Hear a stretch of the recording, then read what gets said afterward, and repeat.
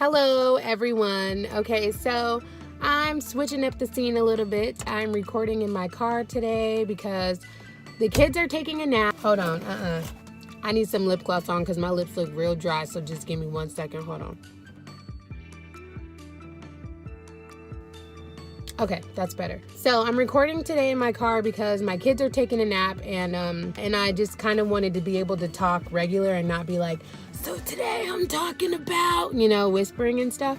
Okay, why am I so nervous to talk about this? This is so weird, but whatever. Okay, so today I'm going to be talking about my experience with postpartum depression. Oh my God, seriously, it's so weird hearing myself say this. Like, I'm a person who just doesn't really like to claim anything like negative over myself. Like, I'm very positive, very like, optimistic and stuff. So the fact that I'm like saying that postpartum depression, like, it sounds really weird to me, but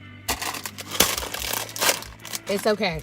Okay, but in all seriousness, so this is what happened. A lot of you guys know that my husband was in the military. So when I was pregnant with Aubrey, my husband had to leave like right after she was born. I think he stayed with me like about 7 days after she was born. You guys, this is kind of like blurry for me because I don't really remember everything, but bear with me. I'm going to try my best to remember everything so that I can share with you guys.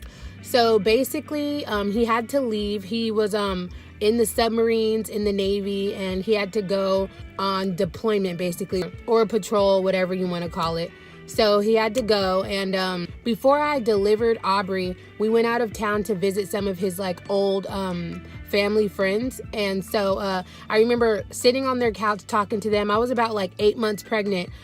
And, when you're like pregnant, you just kind of like do all your research. And so you think you know everything, you don't really want to take any advice from anybody really. So I remember sitting on their couch, and they were like, so what are your plans? What are you going to do as a new mom when Eric has to leave? And I was like, I'm going to take care of my baby. Like, what do you mean? What am I going to do? And they were like, no, you can't just take care of the baby by yourself. Like, being a first-time mom is really extremely hard, and it's hard with two parents. So how are you going to do it all alone, And I remember just laughing in my head like, they obviously don't know me. Like, I can take care of my child by myself. Basically, I remember that, that conversation or whatever, and kind of leaving their house like, I know what I'm going to be able to do and what I can't do, So like basically that's what happened. So, my delivery went smooth, and then, I got home. The first couple of nights was hard, like when you, after you have your baby, your body is sore. You're kind of adjusting back to like this like lifestyle with an extra person, and you're still trying to get your mind together. And I don't know, it's a lot.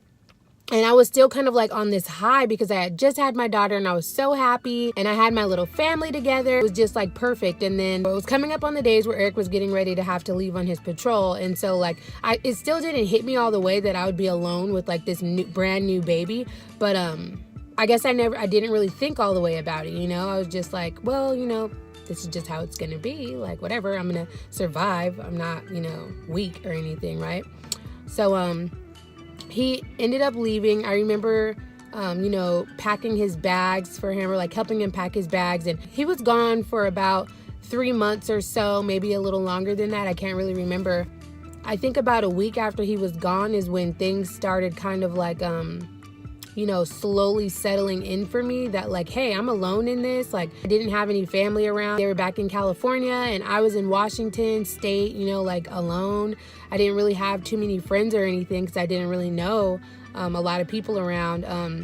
And so like it was really hard to like go grocery shopping or like make myself something to eat. It even got so bad to where like I was almost having like anxiety about like taking a shower because I thought that she would like, that Aubrey would like die. I know that's like a crazy thought, but like I was just really scared. I didn't know, like she would cry all the time, and sometimes she would cry so bad that she would like choke, and like I was breastfeeding her, so like she always wanted to be breastfed. And like there were times where I would like cry, like she would be crying and it would be like 8 o'clock at night. So I would turn all the lights off to like, you know, like walk around like shh, and she would be crying and I would just start crying because I was just like, this is so hard. I don't have like anyone to help me. I don't have, sorry. I always get a little emotional when I start talking about it. But I'm not gonna cry. Okay, so the fact that I didn't have any family or anything around also made it like extremely hard. And then remember when I told you guys that we went to go visit Eric's family, his like old friends of the family or whatever, we went to go visit them, and that just kept replaying in my head like, oh my God, they told me that I would not be able to do this. Like, they were so right. I could not do it. And like, it was just really hard. And I definitely at that time didn't think that I was dealing with any type of depression or anything. I was just like, no, it's just hard and I'm just tired, you know. But there were times where I was just like really also just really sad, and just like I was feeling alone even though I had my daughter. And you know, I would look at her and I would feel bad for her because because I felt like I wasn't a good mom for her. Oh my God. Yeah, so I felt like I wasn't a good enough mom for her, you know? But, and I definitely wasn't as close in my relationship as I am now with God. Like, I feel like if I would have, you know, maybe opened my Bible and read a little bit more, or like I do now, or maybe like have been attending some type of church or Bible study, or just like seeking God the way that I do now, I feel like it really would have turned my life around, you know? And so that's my whole reason for making this video, really, is just to like shed light on postpartum depression and kind of just like allow, or just like tell moms out there who are dealing with it or who have dealt with it that you are not alone. You're not going through that alone. It's real, you know, like after you have your baby, like the chemicals in your mind, like you are just not the same person, you know, like you slowly will get back to being how you used to be, that strong, independent person who doesn't get sad about anything, you know, me. But yeah, so like I just want to let you guys know that like it's real, and you don't have to deal with it.